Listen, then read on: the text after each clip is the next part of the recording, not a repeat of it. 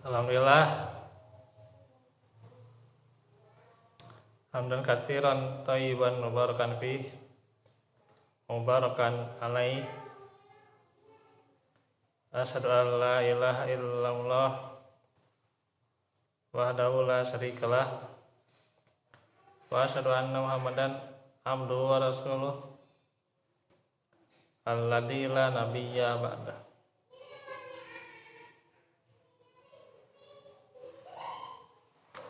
Alhamdulillah,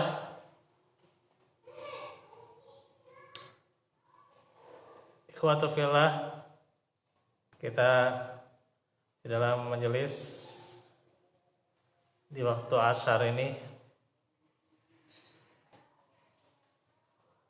yang kita kembali berkumpul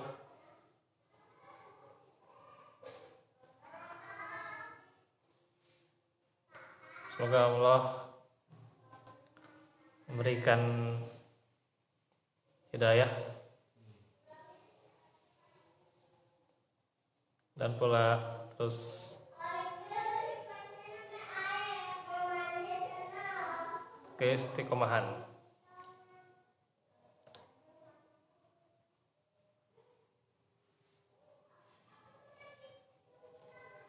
Hari ini melanjutkan pelajaran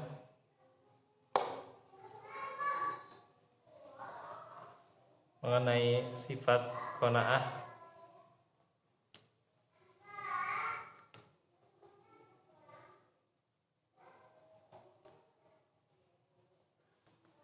Bahwasanya jika sifat qanaah itu telah terkumpul pada diri seorang muslim, maka hakikatnya ia telah mendapatkan dunia dan seisinya.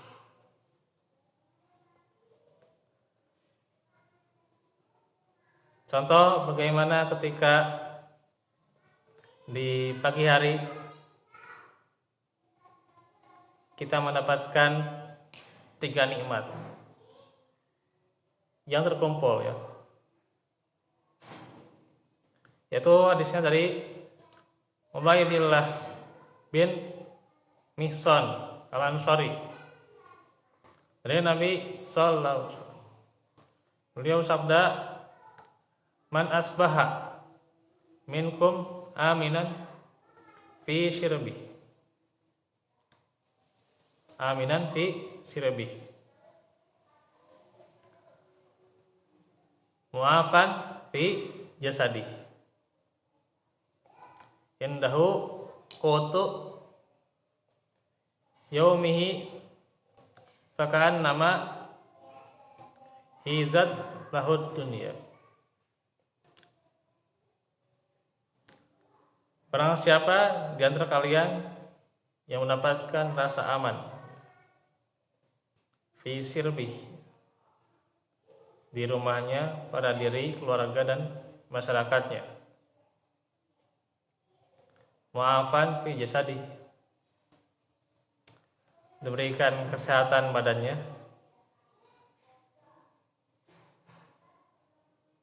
Indahu qutu yaumi,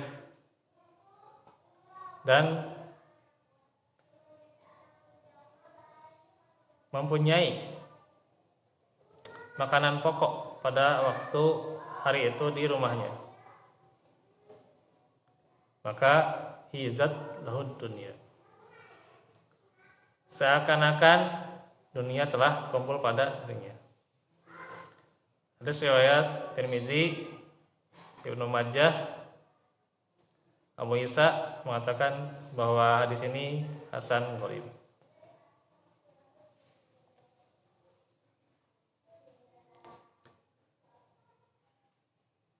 Jadi di hadis itu ada 3 nikmat di atas, yaitu pada diri seorang muslim, itu nikmat yang besar di pagi hari, apa saja? Yaitu aman, maksudnya dalam keadaan yang tidak terancam ya.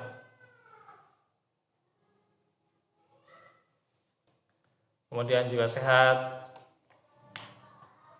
dan punya makan ya, alias makan di pagi harinya ya. Itu sudah punya dunia seisinya. Ini dalam Adabul Mufrad.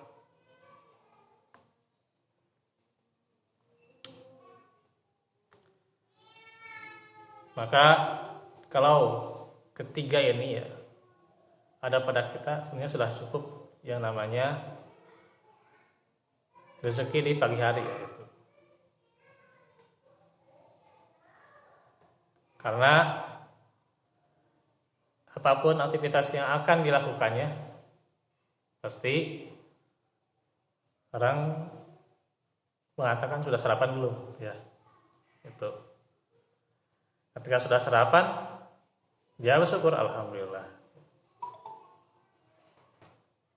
Dia tenang, dia lega. Nah, coba kalau orang belum sarapan ya gitu.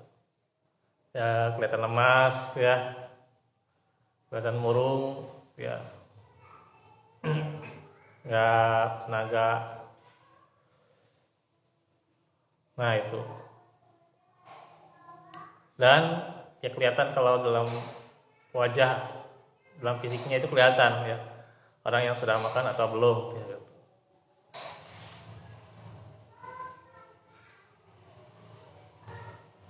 Nah, itu ya. Itu di pagi hari ya. Ketika mau melakukan aktivitas kemana itu sudah cukup dengan sarapan ya. Mau sekolah ya, mau bekerja,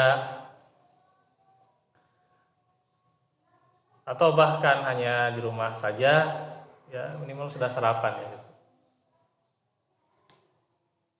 Ya, kalau dikatakan di riset katanya harus sarapan itu ya minimal jam 8 itu sudah ada sarapan ya gitu.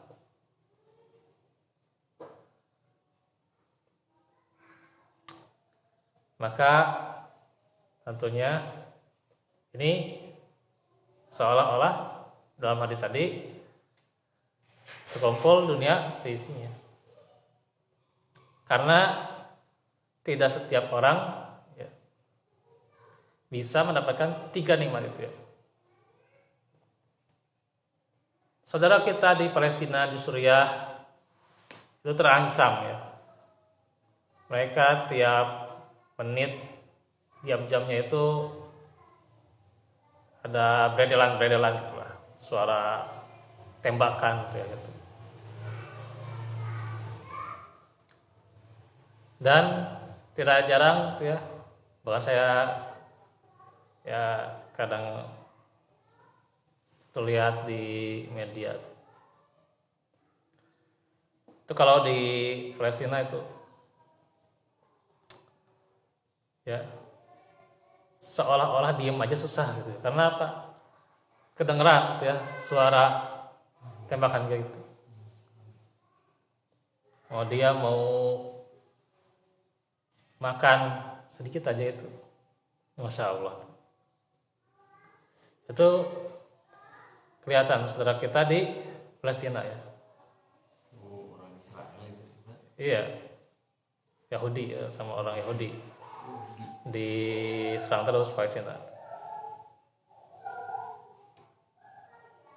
Kita masih ya kadang bersandar-sandar ya, senda gurau ya. Masih dengan anak-anak, dengan istri ya. Bisa diskusi, bisa apa ya. Bisa makan, tenang ya. Di luar sana ya, terancam nyawanya ya.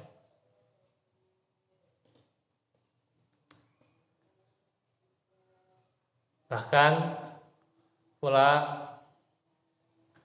bagaimana terkadang susah keluar ya, susah keluar karena saking terancamnya gitu. Keluar sedetik ya kena gitu, kesabet atau tembak gimana itu ya. Nah itu, ini nikmat yang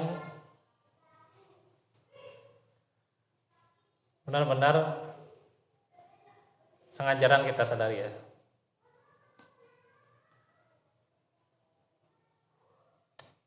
Bahkan ya jangan lihat di sana juga, di sini saja ya. Itu terkadang ada saudara kita yang masih susah cari makan. Cari makan aja susah gitu ya. Bingung gitu ya. Mau makan apa besok ya gitu. Ya. Itu masih bingung, tapi kita masih ada gitu ya, makanan ya. Insyaallah ya.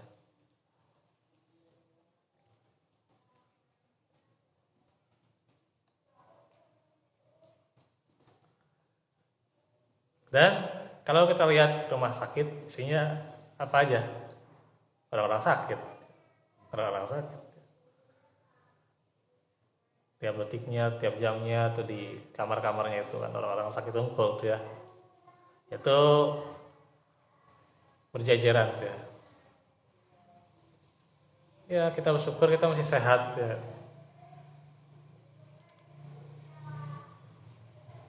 Terkadang nikmat seperti ini baru kita sadari ketika kita kena musibah,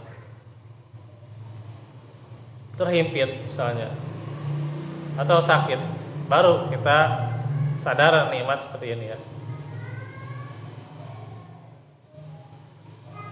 Karena itu dikatakan seperti memiliki dunia seisinya, karena memang ini nikmat yang salah satunya tak bisa kita gantikan.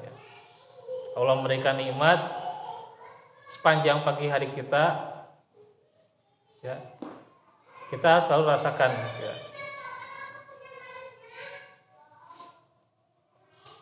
Nah itu berbeda dengan orang yang sudah ambisinya, motivasinya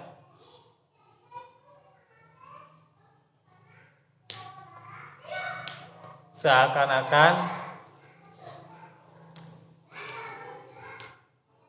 seolah-olah dia itu selalu nggak merasa cukup ya. Atau selalu ingin menambah dan menambah. Seakan-akan ketika sudah punya ingin nambah lagi, ya. Atau bahkan merasa khawatir, ya, khawatir akan apa nantinya, padahal itu keadaan yang sungguh masih lama, misalnya setahun misalnya. Ingin punya tempat tinggal, karena si tempat tinggalnya itu akan ditempati. Khawatir gitu ya, khawatir. Nah, maka rasa berlebihannya itu yang menjadi berbahaya. Karena sama ya, tempat tinggal itu juga rezeki. Itu ya, makan juga rezeki Allah. Itu ya. Dan juga kesehatan, waktu ya. Bahkan kita dengan mendapat ke masjid ini sudah rezeki Allah juga. Tapi yang tersadarnya itu biasanya yang zahirnya aja. Seolah-olah dengan namanya omset, penghasilan, aset itu ya, baru dapat rezeki. Tapi ketika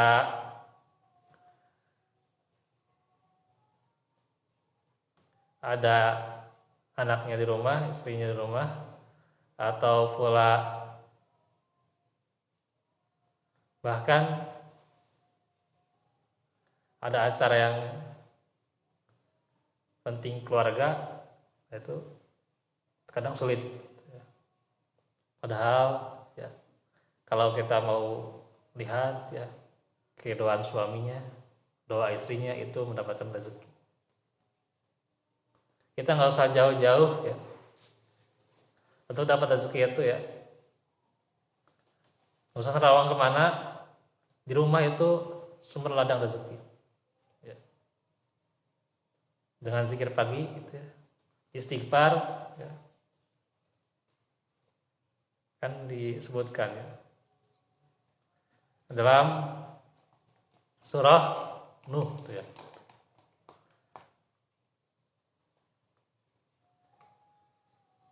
Surah Nuh, nanti itu soalnya surahnya pendek-pendek itu mah gampang sebenarnya dihafal ya. Faqul tastaghfiru rabbakum innahu kana ghaffara yursilis sama alaikum idrar.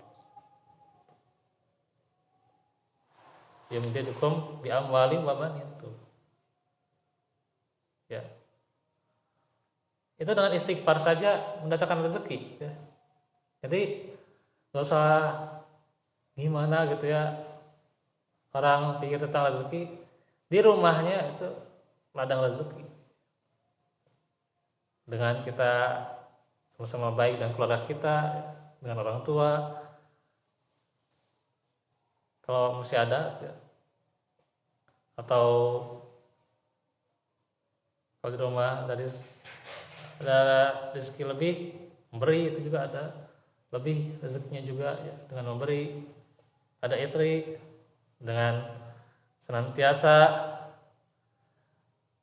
berbincang, kemudian juga suaminya ridho, istrinya mendoakan, itu bertambah rezekinya.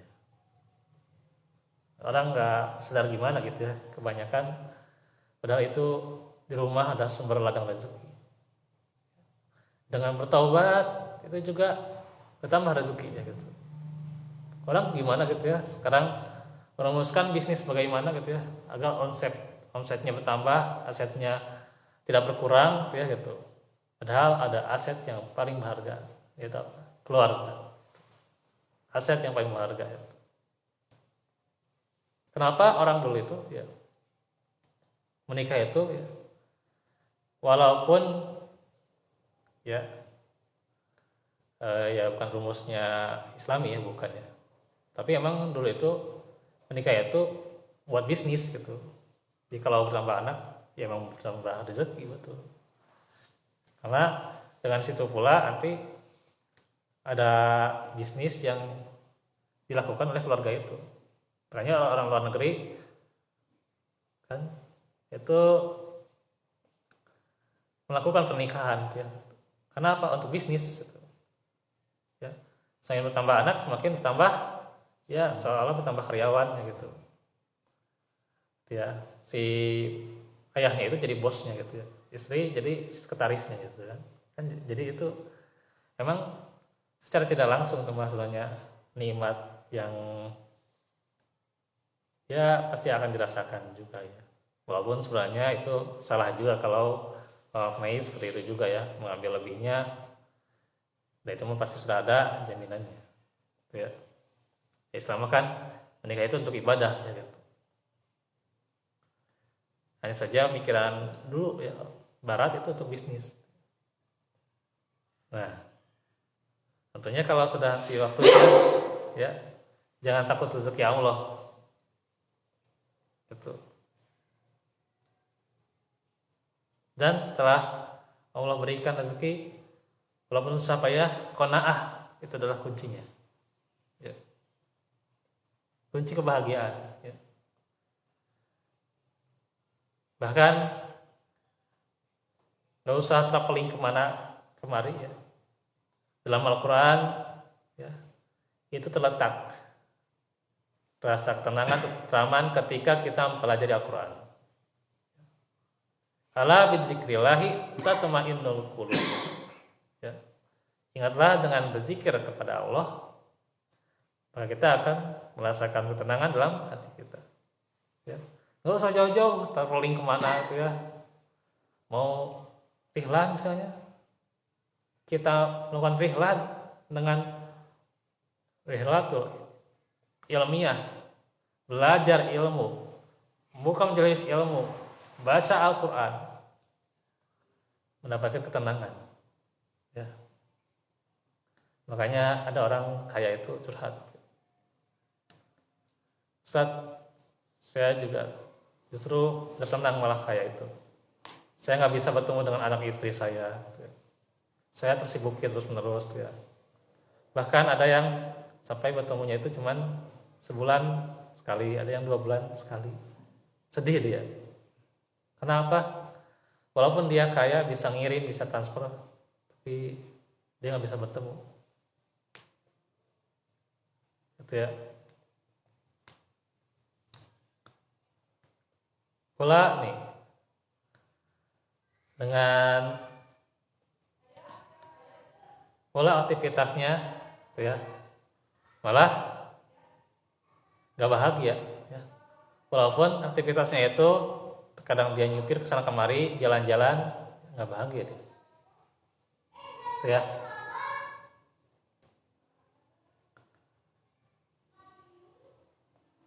Seorang supir, ya, nah itu kan bisa jalan-jalan kemana aja, ya. Tapi ternyata dia nggak bahagia. Dan ternyata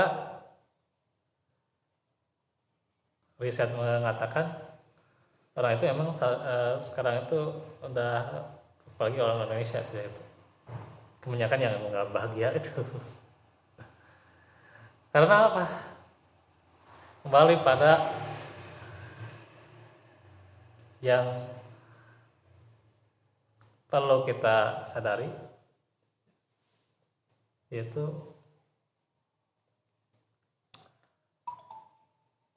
kalau saja ingin dapat bahagia, maka kuncinya dekat dengan majelis ilmu. Itu ladang rezekinya, ya. Ladang rezekinya, kebahagiaannya, ketenangannya. Tapi kalau kita bisa mentuk di keluarga majelis ilmu, ya walaupun cuman kecil-kecilan, ya. Walaupun ya kita sekedar baca aja gitu, ya, nggak bisa menyampaikan seperti ini, ya, sekedar baca juga sudah menenteramkan, ya, gitu. Ketika sudah kita jadi penyejuk, jadi apa, enak, ya, di hati orang lain nggak akan menuntut kepada kita untuk cari jalan-jalan atau rilah kemana. Cukuplah kita dengan perkataan kita, dengan sikap kita, perbuatan kita, itu akan ketenangan bagi orang lain. Maka inilah kuncinya, ya.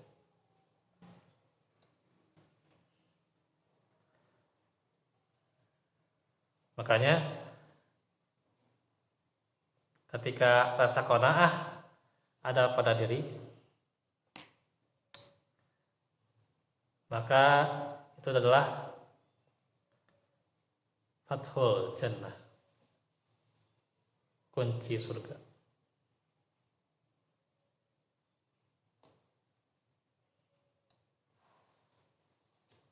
Nah, ini sebenarnya masih ada juga penjelasan tentang qanaah.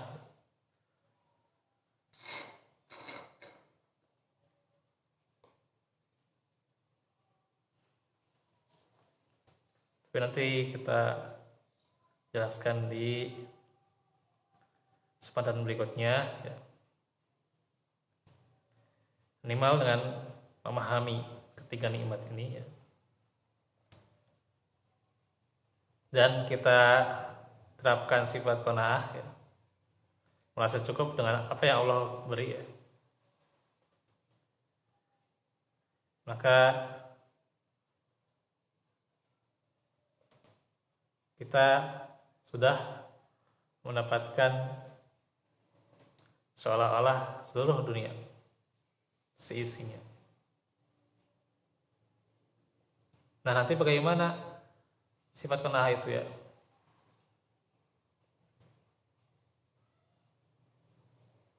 Dan pula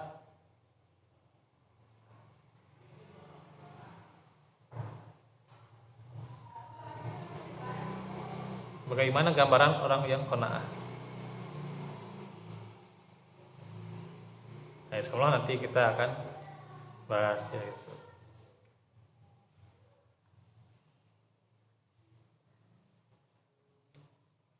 Nah itu saja dahulu ya. Insya Allah besok pada sholat zuhur kita lanjutkan ya. Dan yang mengikuti besok pada sholat zuhur ya, majelis ilmu itu lebih bagusnya sholat zuhur di sini ya. Nanti mendapatkan faedah ilmu yang lebih gitu ya. Dan gak terlalu sebentar juga karena tentunya kalau jam 1 kan sudah mau berangkat sayanya gitu ya. Nah karena itu lebih bagusnya ya, supaya nanti sholat zuhur selesai terus langsung kan nanti sudah pada sholat zuhur langsung belajar. Nah itu kan jadi lebih lama gitu ya. Wala faminkum barakallahu li wa lakum.